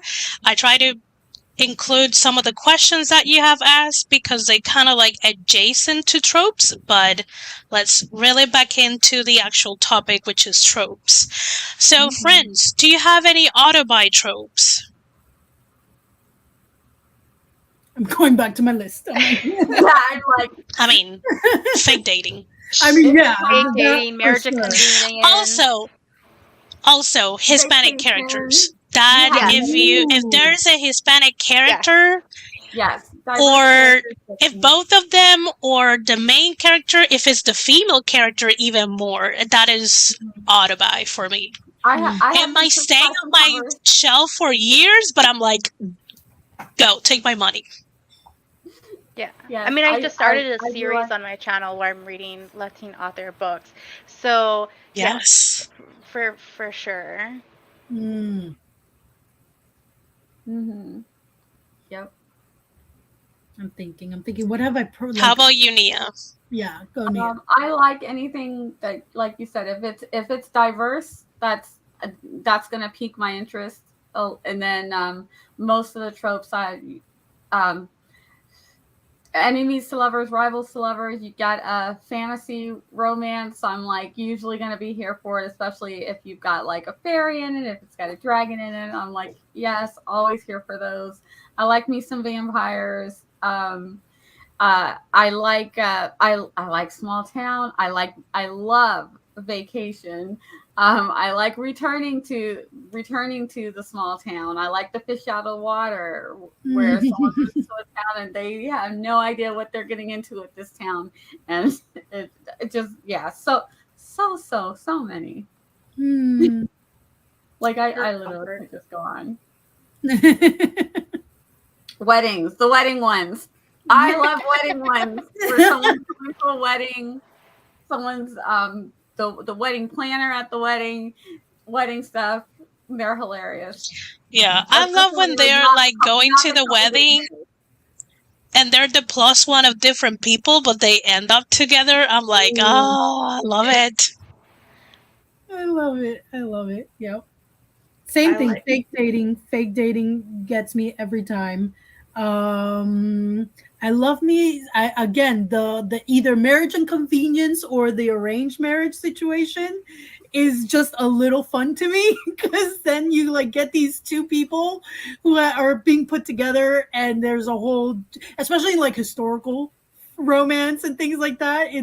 I can't. It's a guilty pleasure, and second chance. I love me a second chance romance too.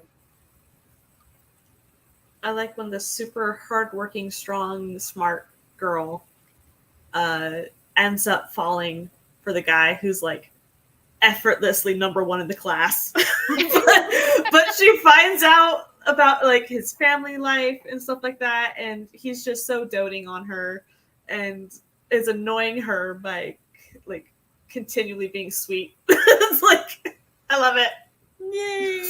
Yay! Oh, soulmates and fated mates. Soulmates / fated mates is one of my go-tos as well. I really Yeah. like. I love that in fantasy. Yeah, I like it in paranormal or alien romance or yeah, it's fun. I like the soulmates fated mates situation. Yeah.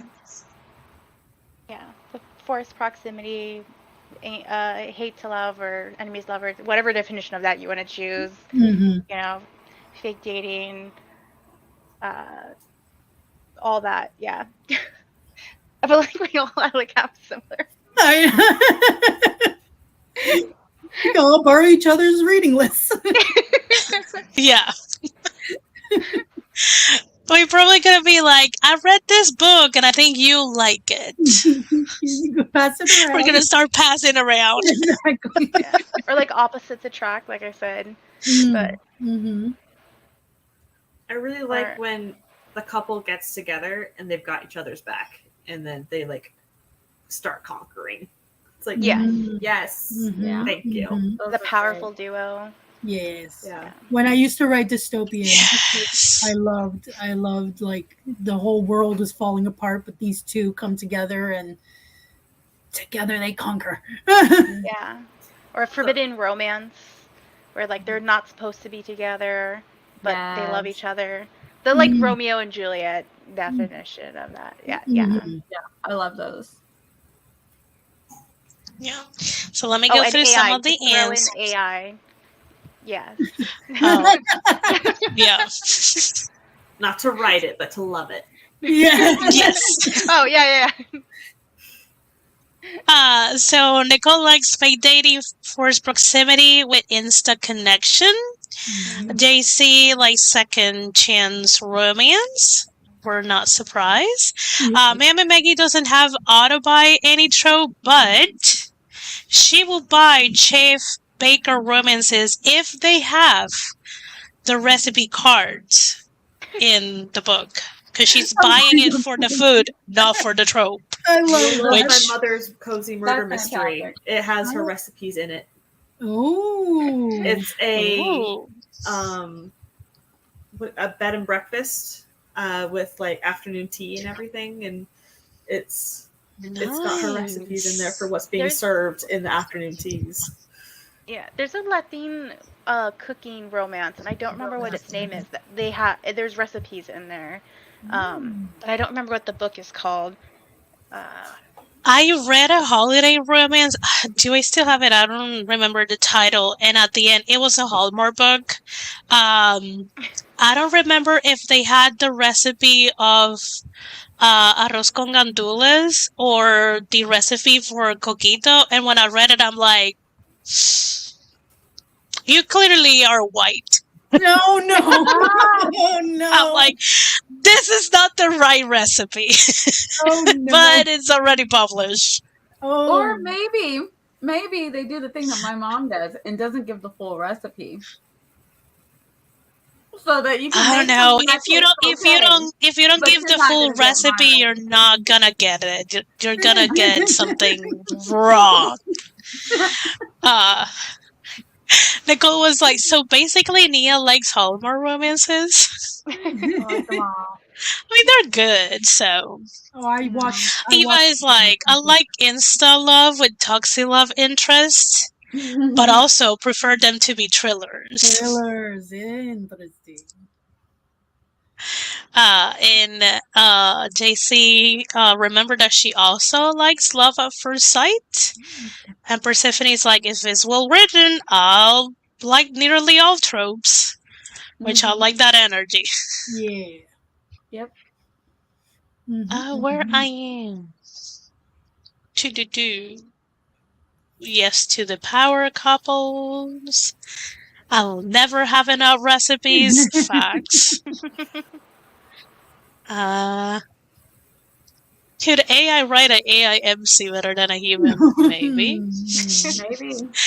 Felicia likes her autobi are lovers to enemies to lovers. Oh, God, I have recipes on my bakery romance. Nice. Love that.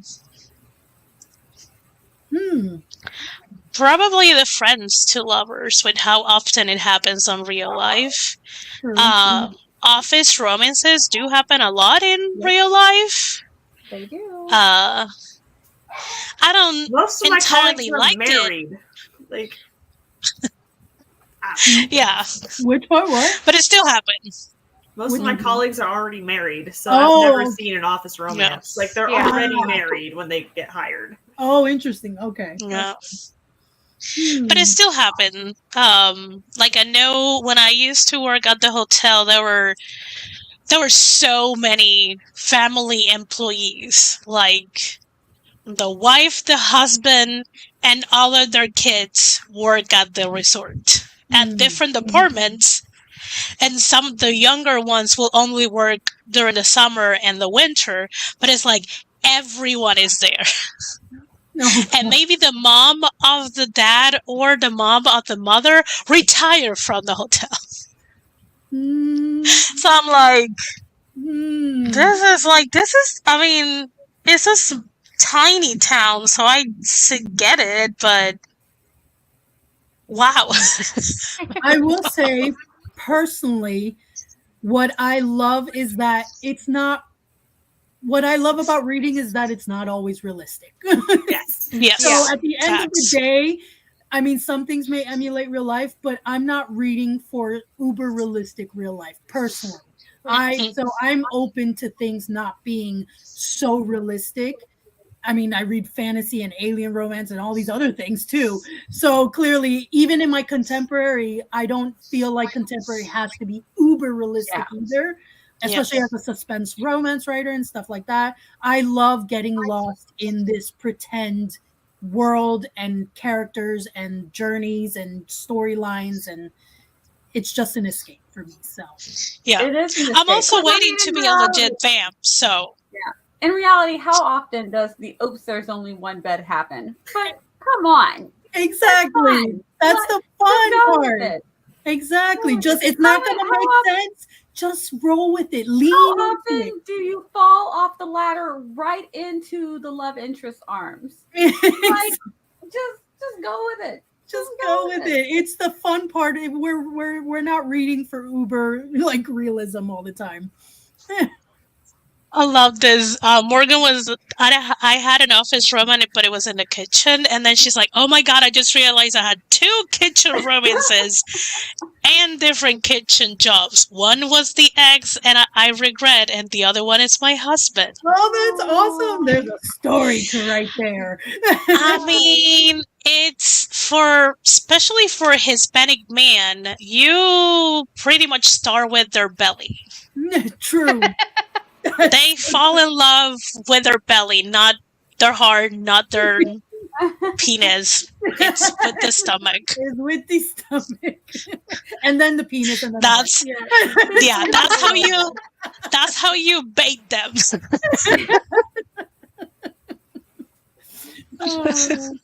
Yep. Haze of Sage. To be clear, I have not read it, but I know of it. Okay. Nice lines. And then, let's see. This is funny. Yeah. The guy watched her fall up the ladder and the paint splatter everywhere before he even That's what would happen in real life. Right. Yeah. Yeah, that's the real life. And that's why we love the fiction version. Yeah. And a lot of people I get into conversations not understanding the fantasy of romance. If it's contemporary, and I'm like, Still fantasy. do you really think someone will trip? They're gonna like turn around and grab them without missing a beat and spend like a minute not awkwardly staring at each other? That doesn't happen in real life. That's the fantasy of it. Yeah, the fantasy is that you're going to get a flat tire on a rainy day, and the billionaire in his expensive sport car is going to see you on the side of the road trying to fix your tire, try to help you, and then just be like, you know what? Just hop in my sports car and come up to my mansion. And then we're going to just, have this whirlwind romance, and then you're going to change my life and make me a better billionaire, and we're going to get married. Exactly. Let us have a fantasy. It's fine. Yeah, we're leaning into just the fantasy aspect of romance. We love it. Also, the ending of romances, the happily ever after, in and of itself, it is a fantasy. Yeah. Not everyone ends up together. Not everyone ends up marrying together. And not everyone have a easy pregnancy. So all of that is fantasy. Yeah. Yeah, there's a reason why we like seeing people who have been together for like 50 years or whatever on social media and like, oh, the old couple is so cute because we want that. So Yeah. Yeah. Like, you don't know how many times we fought, how many times I threw him out, how many times they were in the doghouse. Yeah. Yep. We're not writing that part. We're not writing those parts. Yeah. We have a doghouse alert that we'll do when my dad's in trouble. No way. Just keep digging, Dad. Just keep digging. We got the alert up. You might want to stop there, Dad. It's hilarious. Oh, that's You have awesome. said enough. Oh, that is so funny. They've been married for like 35 years. Mm, Wow. nice. Still Yeah. got the doghouse alert. That is hilarious. Mhm. So we're getting to the 2-hour mark, and I usually try to keep it within that time. So I respect all of my friends here on screen and on chat's time. It's also Sunday.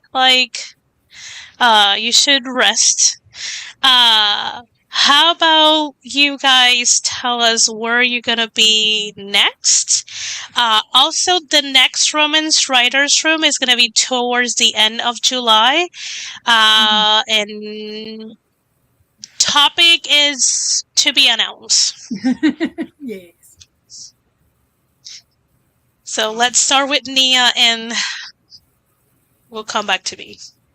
All right. Thank you for having me, Esther and Desiree. It's always a lot of fun, especially when we get to talk about tropes. I'm Nia the Vixen of Fiction all over the interwebs, so you can follow me. I stream on YouTube on Tuesday nights at 7:30, except for not the 4th of July, which is coming up. And I also stream Monday, Wednesdays, and Fridays on Twitch. On Twitch, so you can catch me during the middle of the day over there if you want to talk about all things writing and books and games and just basically whatever. But we mostly do writing sprints. Mm-hmm. Dolores. So I'm Dolores Nettles, and I do videos on writing, games, and I have a short series, like I said, about Latino authors and books and representation. But I also stream sprints, productivity sprints. I'm gonna start. I didn't really do that last month, but if you want to check those out, that's on my second channel, which is Dolores Medale Uncut. And on Monday, not sure yet what time, but on Monday I will be doing some productivity sprints there. But also I do gaming streams on there, and I have a Twitch that I do both also. Yeah. And hello, friends. I am Desiree M. Ortega. I am on YouTube under Coffee Reading Writing. I also do productivity sprints on Monday nights on YouTube called Right by the Moon live stream at 8 p.m. Eastern.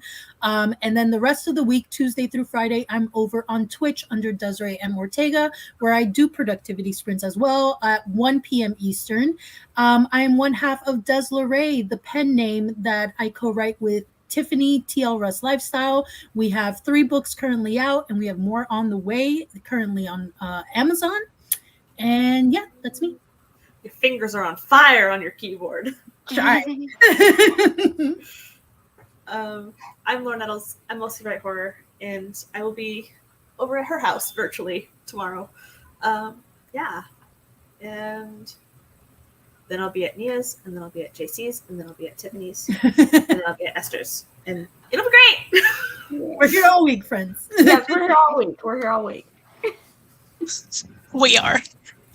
And you're in my channel. Thank you, everyone, both on Scream and on chat, for being such lovely people, bringing all the answers, different topics, and for being good sport when I reeled it into. Also, next for me, I will be streaming on Twitch at 7 p.m. today. So come by.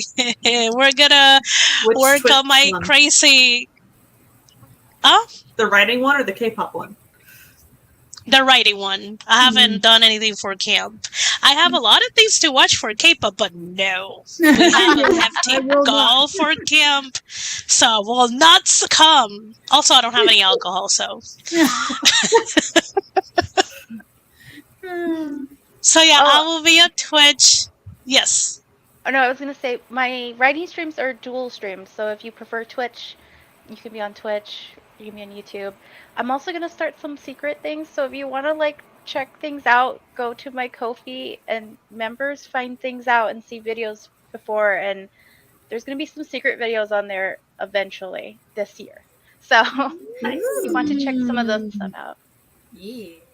If Intriguing. you want to be on the know, you gotta follow and subscribe to Dolores Coffee.